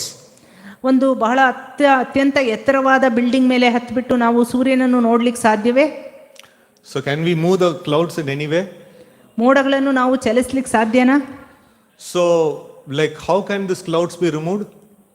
ಹೇಗೆ ಈ ಮೋಡಗಳನ್ನು ಚಲಿಸಬಹುದು? So only the sun can remove. If the sun actually shines brightly, the sun can remove the clouds. ಕೇವಲ ಸೂರ್ಯ ಪ್ರಖರವಾಗಿ ಹೊಳೆಯುವುದರಿಂದ ಅಷ್ಟೇ ಈ ಒಂದು ಮೋಡಗಳು ಚದುರಬಹುದು. So now, like who created these clouds? ಯಾರು ಈ ಮೋಡಗಳನ್ನು ಸೃಷ್ಟಿ ಮಾಡಿದ್ರು? Sun only creates the clouds. No, sun only evaporates the water and sun only creates the clouds. ಈ ಮೋಡಗಳು ಕೂಡ ಸೂರ್ಯನೇ ನೀರನ್ನು ಆವಿ ಮಾಡುವುದರಿಂದ ಅಥವಾ ಹಿಡ್ಕೊಳ್ಳುವುದರಿಂದ ಆ ಮೋಡಗಳ ಸೃಷ್ಟಿಯಾಗ್ತದೆ. So now we see that this clouds, Krishna creates the material nature and he puts us into the material nature. Krishna creates illusion, he puts us into illusion, and only Krishna can take us out of the illusion. ಮತ್ತೆ ಭಗವಂತ ಕೃಷ್ಣ ಭೌತಿಕ ಅಂಶಗಳನ್ನು ಸೃಷ್ಟಿಸ್ತಾರೆ, ಮಾಯೆಯನ್ನು ಅವರೇ ಸೃಷ್ಟಿಸ್ತಾರೆ, ನಮ್ಮನ್ನು ಅದರಲ್ಲಿ ಹಾಕ್ತಾರೆ. ಕೇವಲ ಆತನ ಕೃಪೆಯಿಂದ ಅಷ್ಟೇ ನಾವು ಇದರಿಂದ ಹೊರಗೆ ಬರ್ಲಿಕ್ಕೆ ಆಗ್ತದೆ. So what is this game? No, he creates illusion, he puts us into illusion, and he only can take us out. And in between we are told you are not doing bhakti properly, you are not doing this, you are not doing that. What is this game? ಮತ್ತೆ ಇದೆಂಥ ಆಟ? ಯಾಕಂತಂದ್ರೆ ಆತನೇ ಎಲ್ಲವನ್ನು ಸೃಷ್ಟಿ ಮಾಡೋದು, ಮಾಯೇನು ಆತನೇ ಸೃಷ್ಟಿ ಮಾಡ್ತಾರೆ, ಭೌತಿಕ ಜಗತ್ತನ್ನು ಆತನೇ ಸೃಷ್ಟಿ ಮಾಡ್ತಾರೆ. ಇದರೆಲ್ಲ ಮಧ್ಯದಲ್ಲಿ ಭಕ್ತಿನೂ ಕೂಡ ನೀವೇ ಮಾಡಬೇಕು, ಸರಿಯಾಗಿ ಯಾಕೆ ಮಾಡ್ತಾ ಇಲ್ಲ ಅನ್ನೋ ಒಂದು ಅಂಶ ಬರ್ತದೆ. ಯಾಕೆ? No, one point you must, like he creates the illusion, he puts us into the illusion, and we are accused saying you are in illusion. ಮಾಯೆಯನ್ನು ಆತನೇ ಸೃಷ್ಟಿ ಮಾಡ್ತಾರೆ, ಮಾಯೆಯಲ್ಲಿ ನಮ್ಮನ್ನು ಹಾಕ್ತಾರೆ, ಮತ್ತು ಈ ಮಾಯೆಯಲ್ಲಿ ಹಾಕ್ಬಿಟ್ಟು ಈ ಮಾಯೆ ನಿಮ್ಮನ್ನು ಆವರಿಸಿದೆ ಅಂತ ಕೂಡ ನಮ್ಮನ್ನು ದೋಷಣೆ ಮಾಡಲಾಗ್ತದೆ. What can we do? Like we are put in Krishna's illusion. Can we come out? Daiviyesha gunamayi mama maya duratyaya.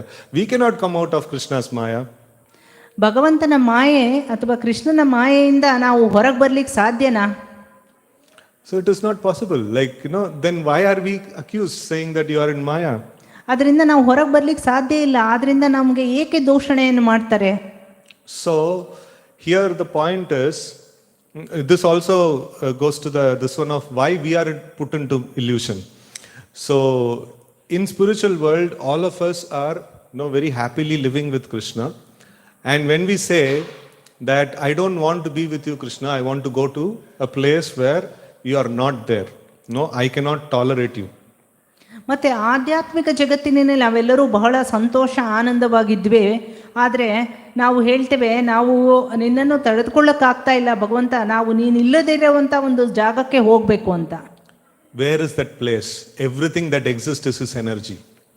ಅಂತಹ ಜಾಗ ಎಲ್ಲಿದೆ? ಯಾಕಂತಂದ್ರೆ ಸೃಷ್ಟಿಯಲ್ಲಿರುವ ಎಲ್ಲ ಶಕ್ತಿಯು ಭಗವಂತನದ್ದೇ. So if we have to create a place like that, it can only be an illusion. ಕೇವಲ ಭ್ರಮೆಯಲ್ಲಿ ಅಂತಹ ಜಾಗ ಇರಲಿಕ್ಕೆ ಸಾಧ್ಯ. So that is why Krishna creates this world.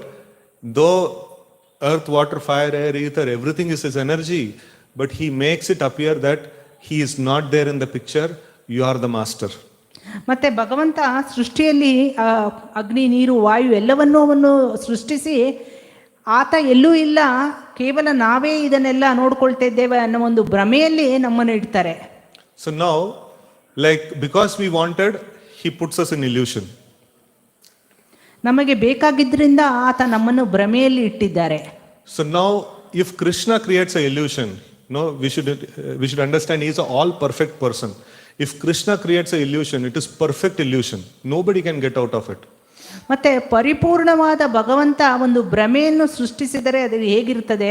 ಭ್ರಮೆ ಕೂಡ ಪರಿಪೂರ್ಣವಾಗೇ ಇರ್ತದೆ, ಮತ್ತೆ ಅದರಿಂದ ನಾವು ಹೊರಗೆ ಬರಲಿಕ್ಕೆ ಸಾಧ್ಯ ಆಗೋದಿಲ್ಲ.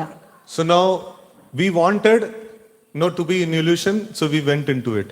Now if we want to come out of it, we can come out, but because of illusion we cannot think like that.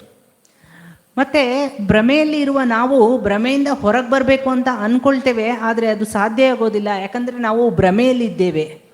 So this is the problem, and Krishna has agreed that I will not disturb you. ಮತ್ತೆ ಭಗವಂತ ಕೂಡ ಈ ಒಂದು ನಮ್ಮ ನಿರ್ಧಾರಕ್ಕೆ ಆತನು ಅನುಮತಿಯನ್ನು ಕೊಟ್ಟಿದ್ದಾರೆ, ನೀವು ಎಷ್ಟು ದಿನ ಬೇಕೋ ಆ ಒಂದು ಭ್ರಮೆಯಲ್ಲಿ ಇರಿ, ನಾನು ನಿಮಗೆ ತೊಂದರೆ ಮಾಡೋದಿಲ್ಲ ಅಂತ. So now Krishna will not come and disturb, and we cannot think of going out. So what is the solution of this? ಮತ್ತೆ ಇದಕ್ಕೆ ನಿವಾರಣೆ ಏನು? ಭಗವಂತ ನಮ್ಮನ್ನು ಬಂದು ತೊಂದರೆಯನ್ನು ಮಾಡಿ ನಮ್ಮನ್ನು ಆ ಭ್ರಮೆಯಿಂದ ಹೊರಗೆ ತೆಗೆಯೋದಿಲ್ಲ ಅಂತ ಹೇಳ್ತಾರೆ. ನಾವು ಕೂಡ ಆ ಭ್ರಮೆಯಿಂದ ಹೊರಗೆ ಬರ್ಲಿಕ್ಕಾಗುವಂಥ ಪರಿಸ್ಥಿತಿಯಲ್ಲಿ ಇದ್ದೇವೆ. ಸೊ ಪರಿಸ್ಥಿತಿಯಿಂದ ಹೊರಗೆ ಬರೋದು ಹೇಗೆ? What is the solution? How to come out? Krishna is telling that specific shlokas are there, where he mentions that it is all the living entities are completely in the modes of ignorance, or completely within the control of modes of nature, and from there is no point of thinking about devotional service, no point of thinking about coming out. Living entities cannot think in that way. ಮತ್ತೆ ಭಗವಂತ ಹೇಳ್ತಾರೆ, ಭೌತಿಕ ಗುಣಗಳಿಂದ ಆವರಿಸಲ್ಪಟ್ಟಂತಹ ಜೀವಿಗಳು ಅದರಿಂದ ಹೊರಗೆ ಬಂದ್ಬಿಟ್ಟು ಭಕ್ತಿಯನ್ನು ಮಾಡುವುದು ಅಸಾಧ್ಯ ಅಂತ. So this is what he mentioned. So the solution is that when some pure devotees come inside. So Krishna says, I cannot do this job because I have given a word to this living entity, I will not disturb you. ಮತ್ತೆ ಭಗವಂತ ಹೇಳ್ತಾರೆ, ಜೀವಾತ್ಮಗಳಿಗೆ ನಾನು ನನ್ನ ಒಂದು ಮಾತನ್ನು ಕೊಟ್ಟಿದ್ದೇನೆ, ನಾನು ನಿಮಗೆ ತೊಂದರೆ ಪಡಿಸುವುದಿಲ್ಲ ಅಂತ. ಆದರೆ ವಿಶೇಷವಾದ ಭಕ್ತರು ಬಂದರೆ ಪರಿಸ್ಥಿತಿ ಬದಲಾಗಬಹುದು. So Krishna sends his pure devotees. He tells the pure devotees, you go and tell this living entity that you are an illusion, you have to surrender to Krishna, you take shelter of Krishna. ಮತ್ತೆ ಭಗವಂತ ಹೇಳ್ತಾರೆ, ನಾನು ಶುದ್ಧ ಭಕ್ತರನ್ನು ಯಾವಾಗ ಕಳಿಸ್ತೇನೆ ಅಥವಾ ಶುದ್ಧ ಭಕ್ತರು ನಮ್ಮ ಜೀವನದಲ್ಲಿ ಯಾವಾಗ ಬರ್ತಾರೋ, ಸಂದೇಶ ಏನು ಅಂತಂದರೆ ಭಗವಂತ ಅವರನ್ನು ಕಳಿಸಿರೋದು. ಮತ್ತು ಭಗವಂತ ಹೇಳಿರ್ತಾರೆ, ಜೀವಾತ್ಮಗಳಿಗೆ ನೀವು ಭ್ರಮೆಯಲ್ಲಿದ್ದೀರಾ, ಈ ಭ್ರಮೆಯಿಂದ ಹೊರಗೆ ಬಂದು ಭಕ್ತಿಯನ್ನು ಮಾಡಿ ಪರಮಾತ್ಮನನ್ನು ಸೇರಿ ಅಂತ. So that is how much the devotee is supposed to do. ಭಕ್ತರು ಕೇವಲ ಅಷ್ಟನ್ನೇ ಮಾಡಬೇಕಾಗಿರೋದು. So preaching means what? Going to the living entities and saying that you are an illusion and Krishna is waiting to help you, just take his help. ಮತ್ತೆ ಪ್ರಚಾರ ಅಂದರೆ ಏನು ಅಂತಂದರೆ, ಜೀವಾತ್ಮಗಳಿಗೆ ಹೋಗಿ ಜೀವಾತ್ಮಗಳಿಗೆ ಹೇಳಬೇಕು, ನೀವು ಭ್ರಮೆಯಲ್ಲಿದ್ದೀರಾ ಮತ್ತು ಈ ಒಂದು ಭ್ರಮೆಯಿಂದ ಹೊರಗೆ ಬರುವಂಥ ದಾರಿ ಕೇವಲ ಭಗವಂತ ಪರಮಾತ್ಮನ ಬಗ್ಗೆ ಚಿಂತನೆ ಅಥವಾ ಭಕ್ತಿ ಯೋಗ ಮಾಡುವುದು ಅಂತ. So the moment the living entity starts taking shelter of Krishna, Krishna will support, because we wanted to come into illusion, he supported. If we want to go out of illusion also, he will support. ಮತ್ತೆ ಭಗವಂತನಲ್ಲಿ ನಾವು ಯಾವಾಗ ಶರಣಾಗತಿಯನ್ನು ಪಡ್ಕೊಳ್ತೇವೋ ಅವರು ನಮ್ಮ ಭಕ್ತಿಯೋಗಕ್ಕೆ ಪೂರಕವಾಗಿ ನಿಂತ್ಕೊಳ್ತಾರೆ. ಯಾಕಂತಂದ್ರೆ ನಾವು ಭ್ರಮೆಯಲ್ಲಿರಬೇಕು ಅಂತಂದ್ವಿ, ನಮ್ಮನ್ನು ಭ್ರಮೆಯಲ್ಲಿ ಬಿಟ್ರು. ಈಗ ಭ್ರಮೆಯಿಂದ ಹೊರಗಬೇಕು ಬರಬೇಕು ಅಂದರೆ ಅದಕ್ಕೂ ಕೂಡ ದಾರಿಯನ್ನು ತೋರಿಸ್ತಾರೆ. So Lord Ramchandra, he actually mentions this thing, Sakrudeva papannoyas tavasmi iti yachate abhayam sarvada tasmai dadam etad vratam mama. So that means Sakrudeva, even once if somebody comes and tells that I am yours, my Lord, tava asmi iti chayachate. So like I am yours. So even if one time a living entity says like that, he is telling abhayam sarvada tasmai. I will take care of that living entity forever. ಮತ್ತೆ ರಾಮಚಂದ್ರ ದೇವರು ಹೇಳ್ತಾರೆ, ಕೇವಲ ಒಮ್ಮೆ ಒಬ್ಬ ಜೀವಾತ್ಮ ಭಗವಂತ ನಾನು ನಿನ್ನವನು ಅಂತ ಬಂದರೆ ಭಗವಂತ ಆತನಿಗೆ ಅಭಯ ಹಸ್ತವನ್ನು ಕೊಟ್ಟು ಹೇಳ್ತಾರೆ, ಜೀವನ ಪೂರ್ತಿ ನಾನು ನಿನ್ನ ನೋಡ್ಕೊಳ್ತೇನೆ ಅಂತ ಹೇಳಿ. So this is when Vibhishan actually comes to join Lord Ram's party. So that time all the ministers like Sugriva, Angada, many other people, everybody told like no, this is from Ravana's brother, we should not accept him. So but Lord Ram says, like Hanuman also mentions that we should accept, and that time Lord Ram says this shloka. ಮತ್ತೆ ಈ ಶ್ಲೋಕವನ್ನು ಯಾವಾಗ ಹೇಳ್ತಾರೆ ಅಂತಂದ್ರೆ, ವಿಭೀಷಣ ಯಾವಾಗ ರಾಮದೇವರ ಒಂದು ಪಂಗಡಕ್ಕೆ ಬರ್ಲಿಕ್ಕೆ ಹೋಗ್ತಾರೋ, ಸುಗ್ರೀವ ಮತ್ತು ಹಲವಾರು ಮಂತ್ರಿಗಳು ಇದು ಬೇಡ, ಆತ ರಾವಣನ ಬಂಧು ಅಂತ ಹೇಳಿದ್ರು ಕೂಡ ಹನುಮಂತ ಕೂಡ ಸೇರಿಸ್ಕೊಳ್ಬೇಕು ಅಂತ ಹೇಳ್ತಾರೆ. ಆ ಒಂದು ಸಮಯದಲ್ಲಿ ಈ ವಾಕ್ಯವನ್ನು ರಾಮದೇವರು ನುಡಿಯುತ್ತಾರೆ. So Lord Ram says that whatever he may be, he wants to take my shelter now, and if he wants, I cannot say no. ಮತ್ತೆ ರಾಮದೇವರು ಹೇಳ್ತಾರೆ, ಆತ ಏನೇ ಆಗಿರಬಹುದು, ಈಗ ಬಂದು ನನ್ನಲ್ಲಿ ಶರಣಾಗತಿಯನ್ನು ಹೊಂದಬೇಕು ಅಂತ ಇದ್ದಾರೆ, ಆದ್ರಿಂದ ಅದಕ್ಕೆ ನಾನು ಇಲ್ಲ ಅನ್ನಲಾಗುವುದಿಲ್ಲ ಅಂತ. So this is our speciality. This is the preaching that we are trying to do. No, trying to induce the living entity to say to Krishna that I am yours, please take care of me. ಆದ್ದರಿಂದ ಪ್ರಚಾರ ಎನ್ನುವುದು ಜೀವಾತ್ಮಗಳಿಗೆ ಒಂದು ತಿಳುವಳಿಕೆಯನ್ನು ಕೊಡುವಂಥದ್ದು. ಭಗವಂತನಿಗೆ ಸೇರಲ್ಪಟ್ಟ ನಾವು ಆ ಒಂದು ತಿಳುವಳಿಕೆಯನ್ನು ಪಡೆದುಕೊಂಡು ಭಗವಂತ ನಾನು ನಿನ್ನವನು ಅಂತ ಹೇಳುವಂಥ ಒಂದು ಮನೋಭಾವ ಬರಬೇಕು. So now we see that time up. Okay. Oh, okay. So fine. So just 5 minutes. I'll just wrap it up. So now we see this is the essence of the Krishna consciousness, that in the example of the sun and the observer that we were seeing, that by the influence of the sun, we are put into the illusion, and by the influence of the sun only we can be out of the illusion also. By influence of the Supreme Lord only we can be out of this illusion. ಆದ್ದರಿಂದ ಹಲವಾರು ಉದಾಹರಣೆಗಳ ಮೂಲಕ ನಾವು ತಿಳಿದುಕೊಂಡ್ವಿ, ಕೇವಲ ಭಗವಂತನಿಂದ ನಾವು ಭ್ರಮೆಗೆ ಒಳಲ್ಪಟ್ಟಿದ್ದೇವೆ, ನಾವೇ ಕೇಳ್ಕೊಂಡಿದ್ದು. ಅದೇ ಭಗವಂತ ನಮ್ಮನ್ನು ಈ ಭ್ರಮೆಯಿಂದ ಹೊರಗೆ ತೆಗಿಬೇಕಾಗುತ್ತೆ. So for that we need to offer prayers, prayers to the Supreme Lord, that my Lord, please take me out of this illusion and please give me an experience of you. ಆದ್ದರಿಂದ ನಾವು ಭಗವಂತನಲ್ಲಿ ಪ್ರಾರ್ಥನೆಯನ್ನು ಮಾಡಿಕೊಳ್ಬೇಕು, ದಯವಿಟ್ಟು ನನ್ನನ್ನು ಈ ಒಂದು ಪರಿಸ್ಥಿತಿಯಿಂದ ಹೊರಗೆ ತಗೊಬಂದು ನಿನ್ನ ಒಂದು ಚೇತನದ ಅನುಭವವನ್ನು ಕೊಡು ಅಂತ. So this is what is the essence of Krishna consciousness. And also, like when we do this thing, two other very important aspects that we need to take care. One is, now we are trying to go closer to Krishna and we are requesting Krishna to reveal himself to us. So at that time we should take care that all the entities that exist are Krishna's property and he likes every single living entity. ಮತ್ತು ಈ ಕೃಷ್ಣ ಪ್ರಜ್ಞೆಯ ಸಾರ ಏನಂತಂದರೆ, ಎರಡು ಅಂಶಗಳನ್ನು ನಾವು ಗಮನದಲ್ಲಿ ಇಟ್ಕೊಳ್ಬೇಕು.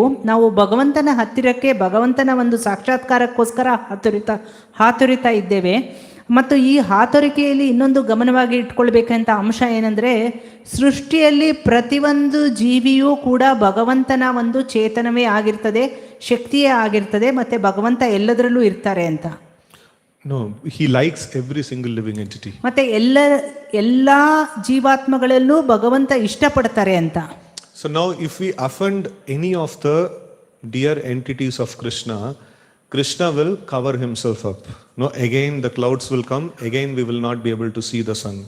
ಮತ್ತೆ ಯಾವುದೇ ಒಂದು ಜೀವಾತ್ಮಗಳಿಗೆ ನಾವು ಏನೇ ಒಂದು ತೊಂದರೆಯನ್ನು ಮಾಡಿದರೂ ಕೂಡ ಭಗವಂತ ಪ್ರಭುಗಳು ಹಿಂದೆ ಕೊಟ್ಟ ಉದಾಹರಣೆಯ ರೀತಿಯಲ್ಲಿ ಸೂರ್ಯ ಹೇಗೆ ಮೋಡಗಳಿಂದ ಆವರಿಸಿಕೊಂಡು ಬಿಡ್ತಾರೋ ಅದೇ ರೀತಿ ಅವರು ತಮ್ಮನ್ನು ತಾವು ಮುಚ್ಚಿಕೊಂಡು ಬಿಡ್ತಾರೆ.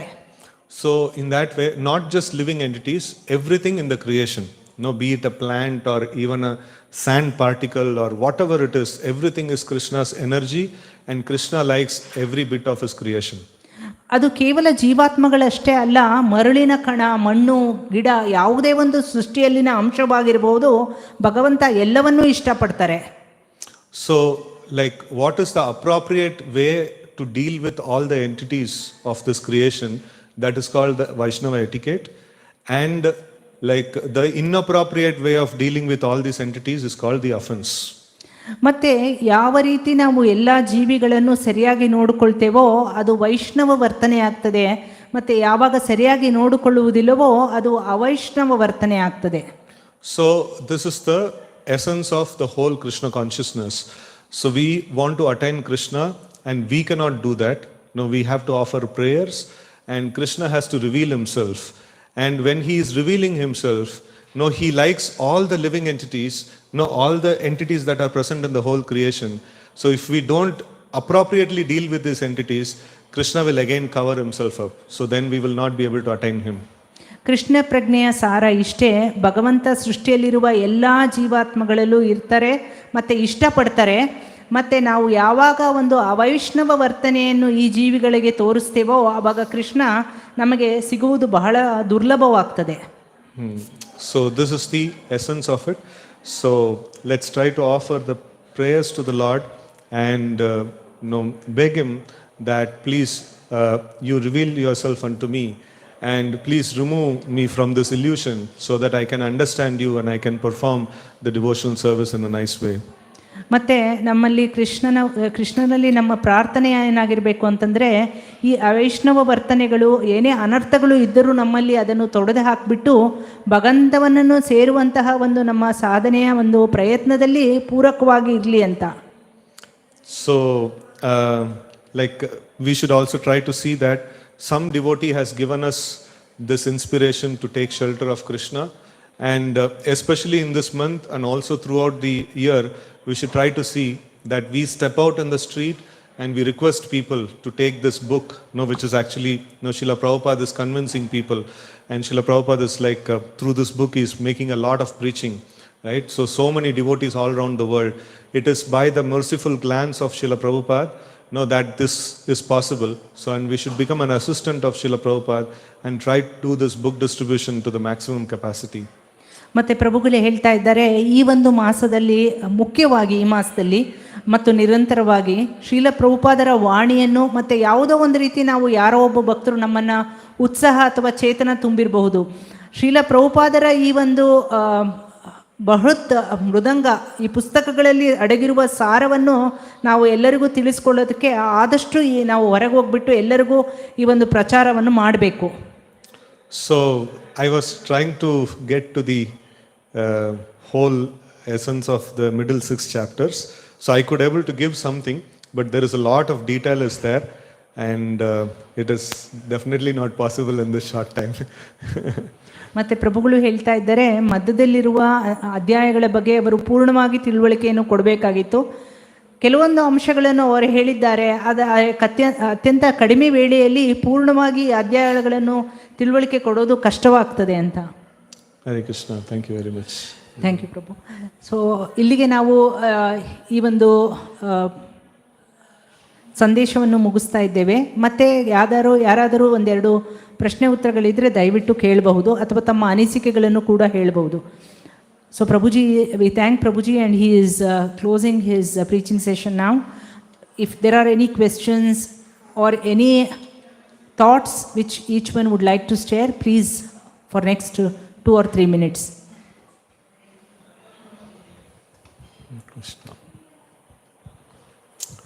So it is a very difficult and technical subject. ಮತ್ತೆ ಪ್ರಭುಗಳು ಹೇಳ್ತಾ ಇದ್ದಾರೆ, ಇದು ಬಹಳ ಕ್ಲಿಷ್ಟಕರವಾಗದ ಮತ್ತು ಸಾಕಷ್ಟು ತಾಂತ್ರಿಕ ಜ್ಞಾನಗಳು ಉಳ್ಳಂಥ ಒಂದು ವಿಷಯ ಅಂತ. ಎಸ್ ಮಾತಾಜಿ.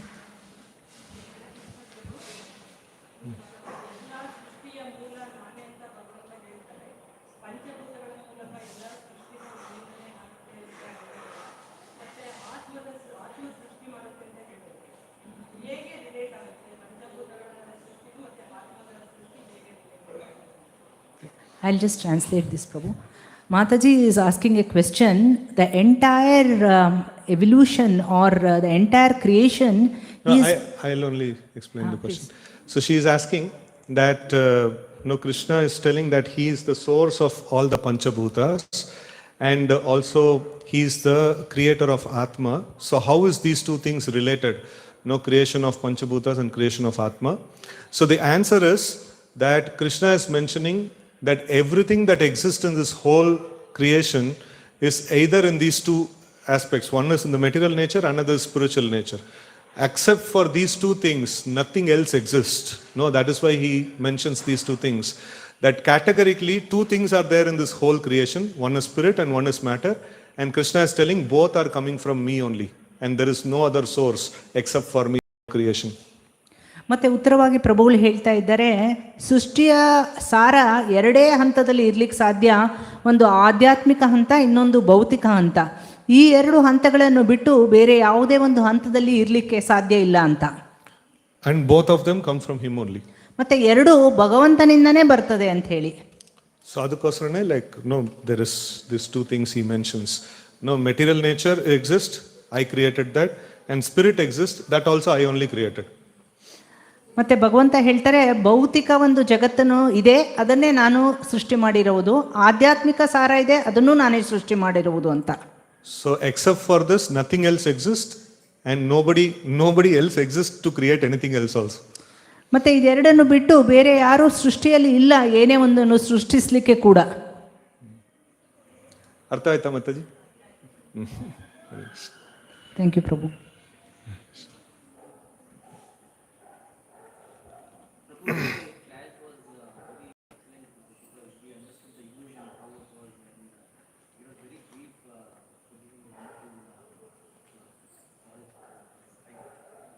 ಪ್ರಭುಗಳು ಇವತ್ತಿನ ಒಂದು ತರಗತಿ ತುಂಬ ಚೆನ್ನಾಗಿತ್ತು. ಯಾಕಂತಂದರೆ ಭ್ರಮೆಯ ಒಂದು ಉತ್ತಮ ಉದಾಹರಣೆಯಿಂದ ನಾವು ಭ್ರಮೆ ಅಂದರೆ ಏನು ಅನ್ನೋದರ ಬಗ್ಗೆ ತಿಳುವಳಿಕೆ ಪಟ್ಕೊಂಡ್ವಿ ಅಂತ ಹೇಳ್ತಾ ಇದ್ದಾರೆ.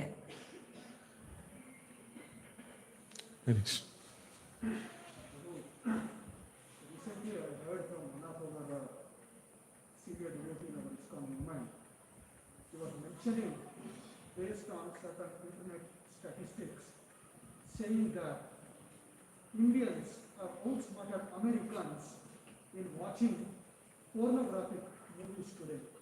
What may be the reason for the degradation, such a degradation in our country? ಪ್ರಭುಗಳು ಹೇಳ್ತಾ ಇದ್ದಾರೆ, ಒಬ್ಬ ಹಿರಿಯ ವೈಷ್ಣವರಿಂದ ಅವರು ಕೇಳಲ್ಪಟ್ಟಿದ್ದಾರೆ ಮತ್ತು ಇದು ಸಾಕಷ್ಟು ಸಂದೇಶ ಕೂಡ ವಾಟ್ಸಪ್ಪಲ್ಲಿ ಬರ್ತಾ ಇದೆ. ಭಾರತೀಯ ಜನರು ಅಮೇರಿಕನ್ನರು ಕೂಡ ಹಿಂದಕ್ಕೆ ಇಟ್ಬಿಟ್ಟು ಮುಂದಕ್ಕೆ ಹೋಗಿದ್ದಾರೆ. ಯಾವುದರಲ್ಲಿ ಅಂತಂದರೆ ಅಂತರ್ಜಾಲದಲ್ಲಿ ಬೇಡದಿರುವಂತಹ ಲೈಂಗಿಕ ವಿಷಯಗಳು, ಪಿಕ್ಚರ್ಗಳನ್ನು ನೋಡುವುದರಲ್ಲಿ. ಯಾಕೆ ಒಂದು ಅಧೋಗತಿ ಭಾರತದಂಥ ದೇಶದಲ್ಲಿ ಆಗಿದೆ ಅಂತ ಕೇಳ್ತಾ ಇದ್ದಾರೆ. So it is natural. Shrimad Bhagavatam says ಲೋಕೆ ವ್ಯವಯ ಆಮಿಷ ಮಧ್ಯ ಸೇವ ನಿತ್ಯಾಹಿ ಜಂತುರ್ನಹಿ ತತ್ರ ಚೋದನ ವ್ಯವಸ್ಥಿತಸ್ಥೇಷು ವಿವಾಹ ಯಜ್ಞ ಸುರಾಗನರ್ ಆಶ ನಿವೃತ್ತ ಇಷ್ಟ. So this shloka, Prabhupada often quotes this shloka in his classes. He mentions it is natural for the living entity to do these three things: vyavaya, amisha and madhya seva. So that is illicit sex, meat eating and intoxication. These three things are natural for every living entity in the material world, in illusion. ಮತ್ತು ಇದೊಂದು ಉತ್ತರವಾಗಿ ಪ್ರಭುಗಳು ಹೇಳ್ತಾ ಇದ್ದಾರೆ, ಇದು ಬಹಳ ಸಹಜವಾದ ಒಂದು ಪ್ರಕ್ರಿಯೆ. ಲೋಕೆ ಜಂತು ಅನ್ನುವ ಒಂದು ಶ್ಲೋಕವನ್ನು ಶ್ರೀಲ ಪ್ರಭುಪಾದರು ಹಲವಾರು ಸತಿ ಹೇಳಿದ್ದಾರೆ. ಯಾಕಂತಂದರೆ ಜೀವಾತ್ಮಗಳಿಗೆ ಭ್ರಮೆಯಲ್ಲಿ ಒಳಗಾಗ್ಬಿಟ್ಟು ಅನೈತಿಕ ಸಂಬಂಧಗಳು, ಕುಡಿಯುವುದು ಅಥವಾ ಮಾಂಸವನ್ನು ತಿನ್ನುವುದು ಭ್ರಮೆಗೆ ಒಳಗಾಗಿ ಸಹಜವಾಗಿ ಅವರು ಈ ಕೆಲಸಗಳನ್ನು ಮಾಡ್ತಾರೆ ಅಂತ.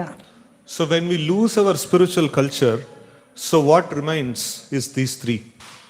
No, it is natural consequence of losing our spiritual culture. ಯಾವಾಗ ನಾವು ಆಧ್ಯಾತ್ಮಿಕ ಸಂಸ್ಕೃತಿಯನ್ನು ಕಳೆದುಕೊಳ್ತೇವೋ ಈ ಮೂರು ಗುಣಗಳು ಬಹಳ ಸಹಜವಾಗಿ ನಮ್ಮಲ್ಲಿ ಬಂದ್ಬಿಡ್ತದೆ. So this is the default condition, no? Like if in India it was because of the spiritual culture, like we were away from these things. So when we kill the spiritual culture, then automatically, Indians are by nature expert. No, if you put them in devotional service, they'll be expert, and if you remove that, they'll be expert in material things. ಮತ್ತೆ ಪ್ರಭುಗಳು ಹೇಳ್ತಾ ಇದ್ದಾರೆ, ಭಾರತ ಆಧ್ಯಾತ್ಮಿಕ ಸಂಸ್ಕೃತಿಯ ಒಂದು ಮೂಲ ಜಾಗ. ಈ ಒಂದು ಮೂಲ ಜಾಗದಲ್ಲಿರುವಂತಹ ಭಾರತೀಯರು ಎಲ್ಲರದಲ್ಲೂ ಪರಿಣಿತಿಯರು. ಆಧ್ಯಾತ್ಮಿಕ ಸಂಸ್ಕೃತಿಲಿ ಹಾಕಿದ್ರೆ ಅವರು ಭಗವಂತನ ಬಗ್ಗೆ ಅಷ್ಟೇ ವಿಶೇಷವಾಗಿ ಪ್ರೀತಿಯನ್ನು ಉಳ್ಳವರಾಗ್ತಾರೆ. ಅದೇ ಒಂದು ಆಧ್ಯಾತ್ಮಿಕ ಸಂಸ್ಕೃತಿಯನ್ನು ಕೊಂದುಬಿಟ್ಟು ಅವರಿಗೆ ಭೌತಿಕ ಜಗತ್ತಿನಲ್ಲಿ ಹಾಕಿದರೆ ಆ ಭೌತಿಕ ಜಗತ್ತಿನಲ್ಲೂ ಅಷ್ಟೇ ಪರಿಣಿತಿಯನ್ನು ಹೊಂದ್ತಾರೆ ಅಂತ.